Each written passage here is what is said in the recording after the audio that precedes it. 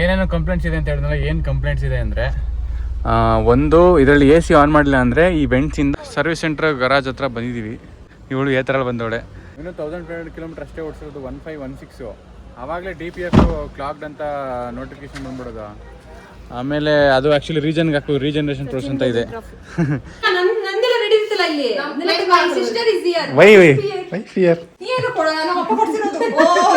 So ಲೆಹಂಗನ್ rent ಮಾಡೋಣ ಅಂತ ಯೋಚನೆ ಇದೆ ನನ್ಗೊಂದು. ಫೈನಲ್ ಮಾಡಿ 2 ಲೆಹಂಗಾ ಫೈನಲ್ ಮಾಡೋಳಿಗೆ ತಗೊಂಡು 2 ತಿಂಗಳು ಆಗ್ತಿದೆ ನೋಡಿ. ಇವತ್ತು ಈ ಸೈಡ್ ಸ್ಟೆಪ್ಪರ್ದು ಕವರ್ ತೆಗಿತಾ ಇದೀವಿ. ಎಷ್ಟಾಗಿದೆ ಬಿಲ್ಲು ಏನಮ್ಮ ಇಷ್ಟೊಂದು ಆಯ್ತಲ್ಲ. Hi guys, welcome back to another vlog on Saga Stories. Yes, ಏನ್ ಬ್ಯಾಕ್ ಟು ಬ್ಯಾಕ್ ವ್ಲಾಗ್ಸ್ ಆಗ್ತಾ ಇದೀವಿ, ನೀವು ಕೇಳ್ತಾ ಇದ್ದೀರಾ ಅಂತ. ಎಸ್, ಲಾಸ್ಟು ಶಿವಕುಮಾರ್ ಬರ್ತಾರೆ ವ್ಲಾಗ್, ಅದಾದಮೇಲೆ ಈ ವ್ಲಾಗು. ಸೊ ಇವತ್ತು ಏನು ಸಮಾಚಾರ ಅಂದರೆ ನಮ್ಮ ತಾರ್ ರಾಕ್ಸ್ ಸರ್ವಿಸಿಗೆ ಬಿಡ್ತಾ ಇದೀವಿ. ಫಸ್ಟ್ ಸರ್ವಿಸಿಗೆ ಬಿಡ್ತಾ ಇದೀವಿ. ಇದಾಗಿರುತ್ತೆ ನಾರ್ಮಲ್ ಡೈಲಿ ವ್ಲಾಗ್. ಆಮೇಲೆ ಸ್ವಲ್ಪ ಶಾಪಿಂಗ್ ಎಲ್ಲ ಇದೆ, wedding shopping. Yes, next weekend ಅಲ್ಲಿ ನನ್ನ ಕಸಿನ್ ವೆಡ್ಡಿಂಗ್ ಇದೆ ಗೈಸ್. ಅದಕ್ಕೆ ಏನೇನೂ ರೆಡಿ ಮಾಡ್ಕೊಂಡಿಲ್ಲ, ಗೊತ್ತಲ್ಲ ನಿಮ್ಗೆ ಹುಡುಗಿರ್ಗೆ ಏನೇನೆಲ್ಲ ಇರುತ್ತೆ ರೆಡಿ ಮಾಡ್ಕೊಳಕ್ಕೆ ಇದೆ. ಇವತ್ತು ಚಂದು ಬಂದವಳೆ, ಅಕ್ಕ ತಂಗಿ ಸೇರ್ಕೊಂಡು ಏನೋ ಶಾಪಿಂಗ್ ಮಾಡ್ಬೇಕು ಅಂತೆಲ್ಲ ಅನ್ಕೊಂಡವ್ರೆ. ಅದಕ್ಕೆ ಮುಂಚೆ ಇವತ್ತು ಬೆಳಿಗ್ಗೆನೆ ತಾರ್ ರಾಕ್ಸ್ ಸರ್ವಿಸ್ ಬಿಡಬೇಕಿತ್ತು. ಸೊ ಹೋಗಿ ಸರ್ವಿಸ್ ಬಿಟ್ಟು ಬರಬೇಕು. 1500+ ಕಿಲೋಮೀಟರ್ ಓಡಿಸಿದ್ವಿ ಗೈಸ್. 2000 ಒಳಗಡೆ ಬಿಡಬೇಕು.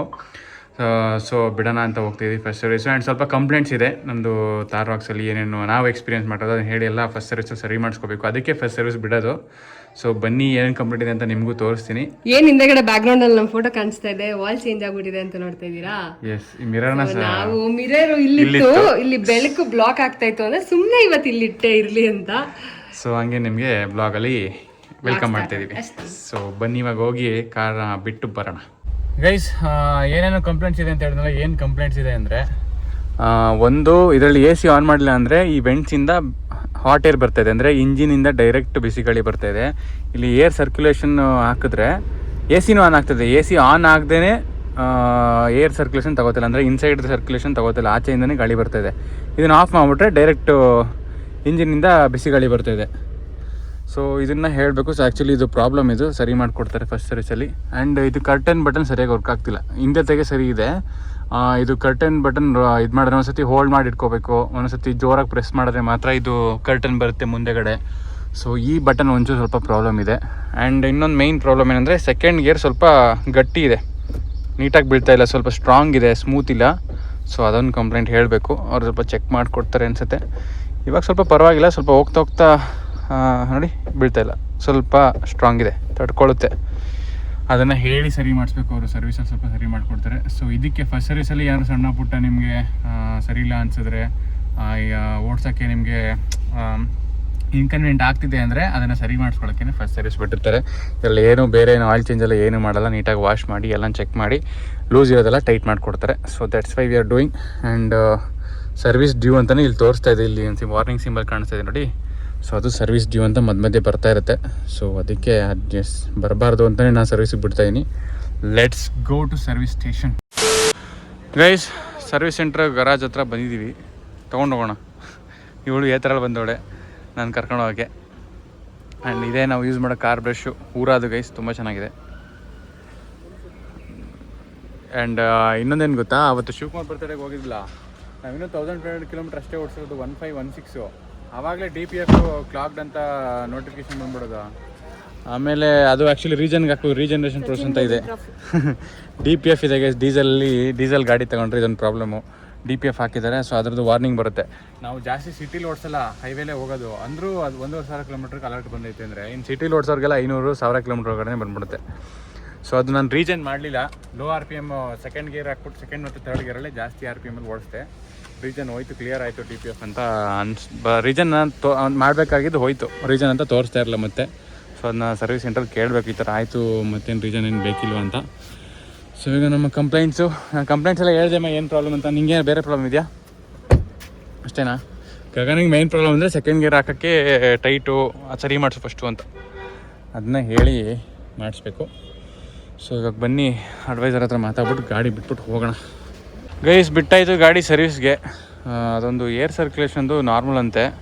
ನಾವು ಸ್ವಲ್ಪ AC ಆನ್ ಮಾಡ್ಕೊಂಡೇ ಓಡಿಸ್ಬೇಕು. ಗಗನಿಗೆ AC ಅಂದರೆ ಆಗಲ್ಲ, ಅದಕ್ಕೆ ನಾನು ಅದು ಪ್ರಾಬ್ಲಮ್ ಅಂತ ಕನ್ಸಿಡರ್ ಮಾಡಿದೆ.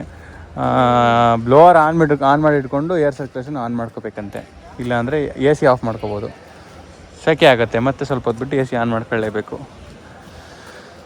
ಅದಾಯಿತು. ಆಮೇಲೆ ಅದೊಂದು ಸನ್ ರೂಫ್ ತಂದು ಚೆಕ್ ಮಾಡಿ ಹೇಳ್ತಾರೆ. ಇದೆಲ್ಲ ನಿಲ್ಸ್ಬಿಟ್ಟಿದಾರಂತೆ ತುಂಬ ಗಾಡಿಗಳು ಬರೋ ಕಡೆ, ಹಂಗಂತ ಏನೋ ಹೇಳಿದ್ರು ನಮಗೆ. ತುಂಬ ವೆಹಿಕಲ್ಸ್ ಬರುತ್ತೆ ಆ್ಯಂಡ್ ಇವರು ವಾಟರ್ನ ರೀಸರ್ಕ್ಯುಲೇಟ್ ಮಾಡಿ ವಾಟರ್ ವಾಶ್ ಮಾಡಬೇಕಂತೆ ವಾಶು. ಆದರೆ ಇವ್ರು ಏನು ಮಾಡ್ತಾರೆ, ಒಂದು ಗಾಡಿ ವಾಶ್ ಮಾಡಿದ ನೀರೆಲ್ಲ ವೇಸ್ಟ್ ಅದು. ಆ ನೀರನ್ನ ರೀಸೈಕಲ್ ಮಾಡೋಕ್ಕೆ ಇವರು ಒಂದು ಪ್ಲಾಂಟ್ ರೆಡಿ ಮಾಡಿದ್ರೆ ಮಾತ್ರ ವಾಟರ್ ವಾಶ್ ಪರ್ಮಿಷನ್ ಕೊಡ್ತಾರಂತೆ. ನೀರಿನ ಅಭಾವ ಇರುವುದರಿಂದ ಆ ಥರ ಮಾಡ್ತಾ ಇರಂತೆ ಎಲ್ಲ ಶೋರೂಮಲ್ಲೂ. ಕಾರು ವಾಶ್ ಆಗಲ್ಲ, ನಾವು ಸರ್ವಿಸಿಂದ ತಗೊಂಬಂದ್ರು ಅದು ಹಂಗೆ ಇರುತ್ತೆ. ಸರ್ವಿಸ್ ಹೌದು, ನಾನು ಸರ್ವಿಸ್ ಬಿಟ್ಟಿದ್ದೇವೆ, ನನ್ನ ಕಾರ್ ವಾಶ್ ಆಗುತ್ತಲ್ಲಪ್ಪ ಅಂತ ಬಿಟ್ಟಿದ್ದೆ. ನೋಡಿದ್ರೆ ಇನ್ನೂ ಲೇಟಾಗಿ ಬಿಡ್ಬೋದಾಗಿತ್ತು, ನಾವು ಒಂದು ವಾರ ಲೇಟಾಗಿ ಮದುವೆ ಮುಗಿಸೇ ಬಿಡ್ಬೋದಾಗಿತ್ತು. ಅದೇ ನಾವು ನೆಕ್ಸ್ಟು ಮದುವೆ ಎಲ್ಲ ಇದೆಯಲ್ಲ, ಟೈಮ್ ಆಗಲ್ಲ ಮಾಡಿಸ್ಬಿಡೋಣ ಸರ್ವಿಸು ಅಂದ್ಬಿಟ್ಟು ಇವತ್ತೇ ಫ್ರೀ ಇದ್ವಲ್ಲ ಅಂತ ಬಿಟ್ಟಿದ್ದು. ಸಚಿನ್ ಇನ್ನೊಂದ್ಸತಿ ರೀಸನ್ ಬಂದ್ಬಿಟ್ರೆ ಅಂತ ತಂದುಬಿಟ್ಟಿದ್ದು. ರೀಸನ್ ಅದು ಕಾಮನ್ನು 1 ವರ್ಷ ಎಲ್ಲ ಬರುತ್ತಂತೆ. ಸೊ ಅಷ್ಟೇ ನೋಡಮ್ಮ. ಇದು ಡ್ರೈ ವಾಶ್ ಮಾಡಿದ್ದಾರೆ, ಇದು ಕೇಳಬೇಕು. ಮಾತಾಡು ಮಾತಾಡೋ. ನಾನು ಯಾವ ಸೀರೆ ಹಾಕ್ತಿದ್ದೀನಿ ಗೊತ್ತಾ ಅಂತ ತೋರಿಸಲ್ಲ, ಅವತ್ತೇ ನೋಡಿ. ಎಲ್ಲ ರೆಡಿ ಮಾಡ್ಕೊಟ್ಟಳೆ, ದಾರೆ ಗಟ್ಟೆ ರೆಡಿ. ಹೋಗಿ ನಿಮ್ದೆಲ್ಲ ರೆಡಿ ಐತವ? ನಂದೆಲ್ಲ ರೆಡಿ ಇರ್ತಲ್ಲ ಇಲ್ಲಿ.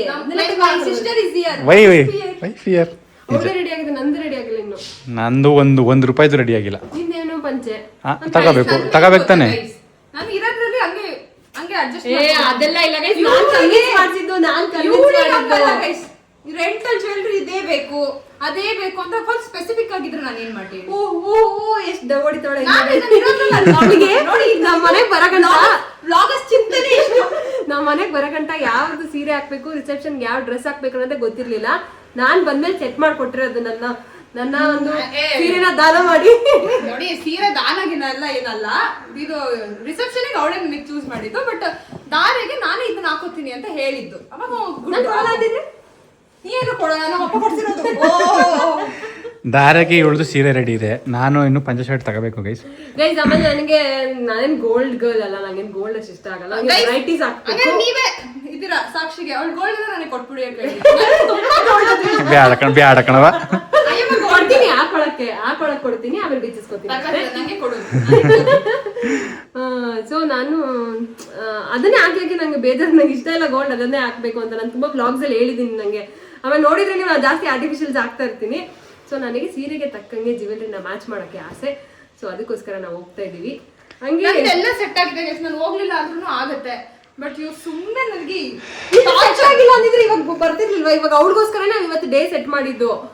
ಸರಿ, ಇವಾಗ ಏನೇನ್ ನೋಡಕ್ ಹೋಗ್ತಿದ್ಯಾ? ಇವಾಗ ನಾನು ಜ್ಯುವೆಲ್ರಿ ನೋಡಕ್ ಹೋಗ್ತಾ ಇದೀನಿ ಸಾರಿಗೆ. ಅಂಡ್ ಆಮೇಲೆ for the very first time ನಾನು ಇಲ್ಲಿ ತನಕನೂ ಯಾವ ಡ್ರೆಸ್ಸು ರೆಂಟ್ ಮಾಡಿಲ್ಲ. ಲೆಹಂಗಾನ ರೆಂಟ್ ಮಾಡ್ಬೇಕಂತ ಅನಿಸ್ತದೆ. ನಮಗೆ ತಗೊಳಕ್ ಇಷ್ಟ ಇಲ್ಲ, ಬಿಕಾಸ್ ಮದ್ವೆಲ್ ತಗೊಂಡಿದ್ದೆ ಎಲ್ಲ ಹಂಗೆ ಇದಾವೆ. ಅಂಡ್ ಮದ್ವೆಲ್ ತಗೊಂಡಿದ್ದೆ ಹಾಕಕ್ಕೆ ರಿಪೀಟ್ ಅನ್ಸುತ್ತಲ್ಲ.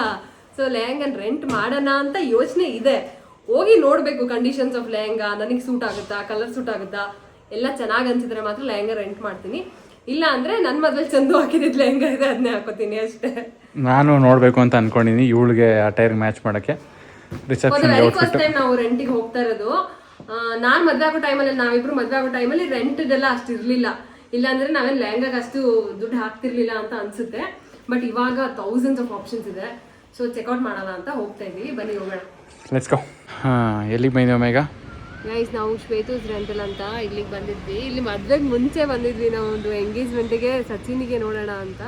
ಬಟ್ ಅವಾಗ ಸಿಕ್ಕಿರ್ಲಿಲ್ಲ. ಇವಾಗ 1000 ಕಲೆಕ್ಷನ್ಸ್ ಹಾಕಿದ್ದಾರೆ. ನನಗೆ ಚೆನ್ನಾಗಿರೋ ಲೆಹಂಗಾ ಸಿಕ್ಕಿದೆ. ಯಾವ್ದಾರು ಒಂದು ತಗೋಬೇಕು. ಆ್ಯಂಡ್ ಫುಲ್ ಕ್ಲೀನ್ ಆಗಿದೆ, ಫುಲ್ ಚೆನ್ನಾಗಿದೆ. ಏನೋ ರೆಫರ್ ಶ್ವೇತೂಸ್ ರೆಂಟಲ್. ಇದು ಇರೋದು ವಿದ್ಯಾರಣ್ಯಪುರಂ ಹತ್ರ. ನಿಮ್ಗೆ ಯಾರಿಗಾರ ಬೇಕಾದ್ರೆ ಬನ್ನಿ. ಅದು ಡ್ರೆಸ್ದು ಫ್ರೇಗ್ರೆನ್ಸ್ ನೋಡಿ, ಅವ್ರು ಯಾವಾಗಲೂ ಡ್ರೈ ಕ್ಲೀನ್ ಮಾಡಿಸಿ ತರ್ತಾರೆ. So it is good. ನಂಗೆ ಇಷ್ಟ ಆಯಿತು. ನಯನಕ್ಕಂಗೆ ನೋಡ್ತಾ ಇದ್ದೀವಿ.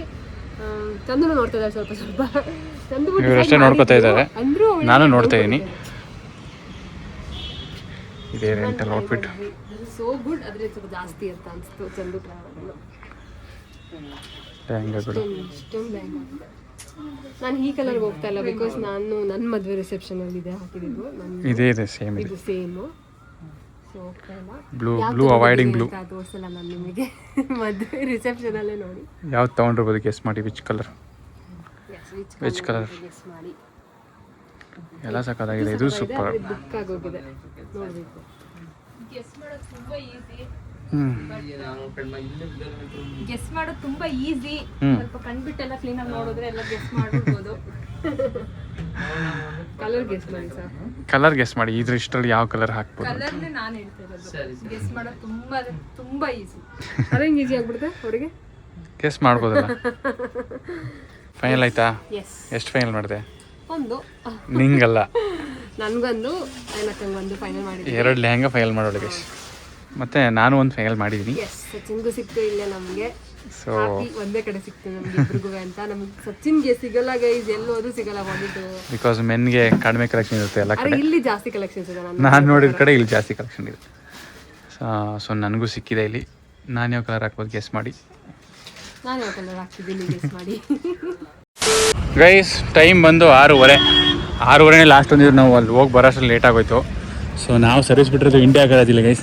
ಕಾರ್ ಮತ್ತೆ ತಗೊಂಡಿದ್ದು ಮಾತ್ರ ಆನಂದ್ ಕಾರ್ಸಲ್ಲಿ, ಸರ್ವಿಸ್ ಬಿಟ್ಟಿರೋದು ಇಂಡಿಯಾ ಗರಾಜಲ್ಲಿ. ಬಿಕಾಸ್ ತುಂಬಾ ದೂರ ನಮಗೆ. ಸರ್ವಿಸ್ ಸೆಂಟರ್ ಅದು ದೂರ ಇದೆ. ಸೊ ಮನೆ ಪಕ್ಕ ಇರೋ ನಮಗಿದೆ. ಸೊ ಅದಕ್ಕೆ ಇಲ್ಲೇ ಸರ್ವಿಸ್ ಬಿಡೋಕೆ ಬಂದಿದ್ದೀವಿ. ನಮ್ಗೆ ಇಲ್ಲೂ ಕೇಳಿದ್ವಿ, ಎನ್ಕ್ವೈರಿ ಮಾಡಿದ್ವಿ ವೆಹಿಕಲ್ನ. ಬಟ್ ನಮಗೆ ಅಲ್ಲಿ ಅಷ್ಟು ಬೆಸ್ಟ್ ಪ್ರೈಸ್ ಮಾಡ್ಕೊಳ್ಳಿಲ್ಲ. ಇಲ್ಲಿ ಏನಾದ್ರು ಸೇಲ್ಸ್ ಇದು ನೋಡಿದ್ರೆ ಸೇಲ್ಸ್ ಟೀಮ್ ಅವ್ರು ನನ್ನ ಕಳ ಮಕ್ಕಳು ಇಲ್ಲಿ ಏನೋ ಟೆಸ್ಟ್ ಡ್ರೈವ್ ಎಲ್ಲ ತಗೊಂಡು ಅಲ್ಲೋಗಿ ತೊಗೊಂಡವ್ರೆ ಅಂತ ಬೈಕತ್ತಾರೆ. ಸೊ ಇವಾಗ ನಮ್ಮ ಥಾರ್ ರಾಕ್ಸು ಎಲ್ಲಿದೆ ನೋಡಬೇಕು. ಪಾಪ ಸರ್ವಿಸ್ ಆಗಿದ್ರು ವಾಶ್ ಆಗಿಲ್ವಲ್ಲ ಹೇಳು ನಮ್ಮ ಕಾರ್. ಎಲ್ಲಿ ನಿಂತಿದ್ಯವ ರಾಕ್ಸಿ? ಆಮೇಲೆ ಯಾರೋ ಶಶಾಂಕನ್ ಅವ್ರನ್ನ ಮನೆ ಹುಡುಕ ಬಂದಿರಂತೆ ಗೈ. ಎಷ್ಟೊಂದು ಜನ ನಮ್ಮ ಮನೆಗೆ ಗೊತ್ತಾಗ್ಬಿಡುತ್ತೆ. ಮನೆ ಹತ್ರ ಬಂದ್ಬಿಟ್ಟು ಕಮೆಂಟ್ ಹಾಕಿದ್ರು, ಮನೆ ಹತ್ರ ಬಂದಿದ್ದೀವಿ ಬ್ರೋ, ರಾಕ್ಸಿ ಇಲ್ಲ, ಗೊತ್ತಾಯ್ತು ನೀವಿಲ್ಲ ಅಂತ. ಅದಕ್ಕೆ ಹೋದ್ವಿ ವಾಪಸ್ಸು ಅಂತ ಕಮೆಂಟ್ ಹಾಕಿದ್ರು. ನಮ್ದು ಇಷ್ಟೊಂದು ಗಾಡಿ ನೋಡಿ, ಎಷ್ಟು ಗಾಡಿ ಇದೆ ಅಪ್ಪ. ಸೊ ಇಷ್ಟರಲ್ಲಿ ನಮ್ಮ ಗಾಡಿ ಎಲ್ಲಿದೆ ಅಂತ ಸರ್ವಿಸ್ ಅಡ್ವೈಸರ್ನೇ ಕೇಳ್ಕೊ. ಇಲ್ಲಿದೆ ನೋಡಿ, ಇದೇನಾ? That is the one. ನಮ್ಮ ಥಾರ್ ರಾಕ್ಸ್ ಫಸ್ಟ್ ಸರ್ವಿಸ್ ಆಗಿ ನಿಂತಿದೆ. ಪರವಾಗಿಲ್ಲ ಗೈಸ್. ನಮ್ಮ ಕಾರ್ ತೊಗೊಂಡು 2 ತಿಂಗಳಾಗ್ತಿದೆ ನೋಡಿ. ಇವತ್ತು ಈ ಸೈಡ್ ಸ್ಟೆಪ್ಪರ್ದು ಕವರ್ ತೆಗಿತಾ ಇದ್ದೀವಿ. ಸದ್ಯ ಇವತ್ತು ಅಟ್ಲೀಸ್ಟ್ ತೆಗಿತಾ ಇದ್ದೀವಿ, 1 ವರ್ಷ ಬಿಟ್ಟಿಲ್ಲ. ಒಳಗಡೆದೆಲ್ಲ ತೆಗ್ದಿದ್ವಿ, ಬಟ್ ಸೈಡ್ ಸ್ಟೆಪ್ಪರ್ದು ಹಂಗೆ ಬಿಟ್ಟಿದ್ವಿ, ತುಂಬ ಗಲೀಜಾಗತ್ತೆ ಅಂತ. ಬಟ್ ಕೊನೆಗೆ ಹೊತ್ತು ತೆಗಿಯೋ ಯೋಗ ಕೂಡ ಬಂದೈತಿ ಇವತ್ತು. ಆಗ ನಿಮ್ಗೆ ಹೇಳ್ದಂಗೆ ವಾಷಿಂಗ್ ಇಲ್ಲ ಅಂತ ಇವಾಗ. ಈ ಕಡೆ ಇದೆ ನೋಡಿ, ಇದು ತೆಗಿಬೇಕು. ನಾನು so finally first service done guys. ಎಷ್ಟಾಗಿದೆ ನಮ್ಮ ಬಿಲ್ಲು? ಏನಮ್ಮ ಇಷ್ಟೊಂದು ಆಯ್ತಲ್ಲಮ್ಮ. ಫಸ್ಟು 3 ಸರ್ವಿಸಸ್ ಫ್ರೀ ಇರುತ್ತೆ. ಸೊ ಇದು ನಮ್ಮ ಮೊದಲನೇ ಸರ್ವಿಸು. ಇನ್ನು 10,000ಕ್ಕೊಂದು 20,000ಕ್ಕೊಂದು ಇನ್ನೂ 2 ಸರ್ವಿಸ್ ಫ್ರೀ ಸರ್ವಿಸ್ ಬಾಕಿ ಇದೆ. ಸೊ ಫೀಸ್ ಸರ್ವಿಸ್ ಆದಮೇಲೆ ಇರೋದು ಇದ್ರದ್ದು ಪೇಮೆಂಟ್. ಫ್ರೀ ಸರ್ವಿಸ್ ಇರೋಕ್ಕಿಂತ ಅಷ್ಟು ಗೊತ್ತಾಗಲ್ಲ ಎಷ್ಟು ಪೇಮೆಂಟ್ ಆಗಿದೆ ಅಂತ. Thank you sir. Thank you bro. ಬರ್ತೀನಿ, 10,000 ಬರ್ತೀವಿ. 1 ಇಯರ್ ಬರ್ತೀವಿ. ಹಾಂ, ಇನ್ನು 10,000ಗೆ ಅಲ್ವ ಎಲ್ಲ?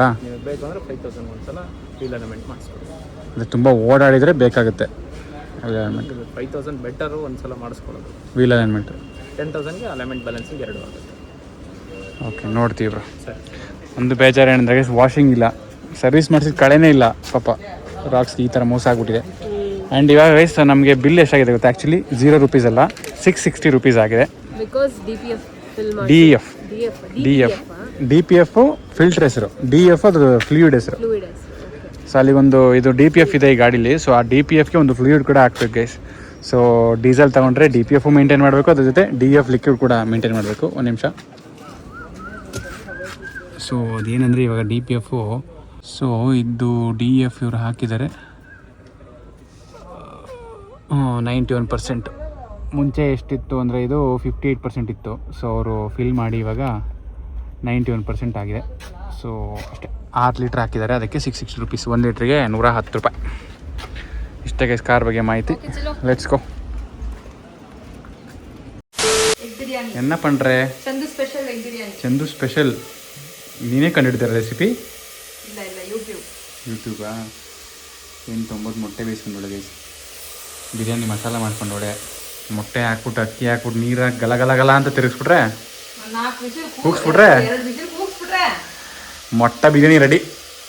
ಅಂಡ ಬಿರಿಯಾನಿ ಅಂಡ ಬಿರಿಯಾನಿ, ಮೊಟ್ಟೆ ಬಿರಿಯಾನಿ. ಮೊಟ್ಟೆ ಬಿರಿಯಾನಿ ನಮ್ಮ ಎಷ್ಟು ಕೊಟ್ಟ ಕಡೆ ನೋಡು, ಮೊಟ್ಟ ಮೊಟ್ಟೆ ಬಿರಿಯಾನಿ.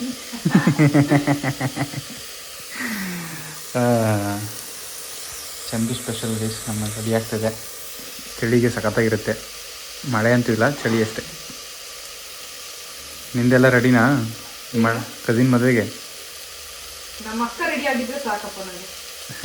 ಓ ಎಲ್ಲ ರೆಡಿ ಮಾಡ್ಕೊಬಿಟ್ಟು ಮಧ್ಯಾಹ್ನನೇ ಡೈಲಾಗ್ ಬರೋಬಿಟ್ಟು ಗಗನಕ್ಕ ರೆಡಿ ಇದ್ದಾಳೆ ಅಂತಂದ್ರೆ ನಾನು ರೆಡಿ ಆಗಿದೆ ಅಂತ ಅರ್ಥ. ನಿಂಗೂ ಎಲ್ಲ ರೆಡಿ ಮಾಡ್ಕೊಟ್ಟಿರ್ತಾಳೆ ಅಂತ ಅರ್ಥ. ಅವಳು ರೆಡಿ ಮಾಡಿದ್ರೆ ಆಯ್ತು ಅಂತ. ಮೊಟ್ಟೆ ಬಿರಿಯಾನಿ ರೆಡಿ. ನಾನು ಮಾಡಿದ್ದೆಲ್ಲ ಚಂದ ಮಾಡಿದ್ದು. ತಗೋಬರೋದು ಮಾತ್ರ ನೀನು, ಮಾಡೋದು ಮಾತ್ರ ಪಾಪ ಚಂದು. ನಿಂಗೆ ಮುಂದಕ್ಕೆ ನಾಳೆ ತಂದು ತಂದ್ಕೊಡ್ಬೇಕು, ಇನ್ನೇನು ತಂದ್ಕೊಡ್ತಾರೆ. ನಿಜ ಮೊಟ್ಟೆ ಬಿರಿಯಾನಿ ತಿಂದು ಎಷ್ಟು ವರ್ಷ ಆಗಿತ್ತು ಯಾವಾಗಲೂ ತಿಂದಿದ್ದು. ಚೆನ್ನಾಗಿಲ್ಲ ಅಂದ್ರೆ ಮೊಟ್ಟೆಲೆ ಹೊಡಿಲ್ಲ ಚಂದು. ಚೆನ್ನಾಗಿಲ್ಲ ಅಂತ ಚಂದು, ಚೆನ್ನಾಗಿಲ್ಲ ಅಂದ್ರೆ ಮೊಟ್ಟೆಲೆ ಹೊಡಿಲ್ಲ, ತಟ್ಟೆಲಿ ಹೊಡಿತೀನಿ. ಮೊಟ್ಟೆನ ತಿನ್ಕತೀನಿ. ನೋಡಿ ಗೈಸ್, ಗಮ್ ಅಂತೈತೆ, ಬಿಸಿ ಬಿಸಿ ಐತೆ. ತಿನ್ಕೊಂಡು ಆಮೇಲೆ ಸಿಗ್ತೀನಿ. ಚೆನ್ನಾಗಿಲ್ಲ ಅಂದರೆ ವಿಡಿಯೋ ಮಾಡಿ ಹೇಳ್ತೀನಿ, ಚೆನ್ನಾಗಿದ್ರೆ ಕಣ್ಣು ಮುಚ್ಕೊ ತಿನ್ಕೋತೀನಿ.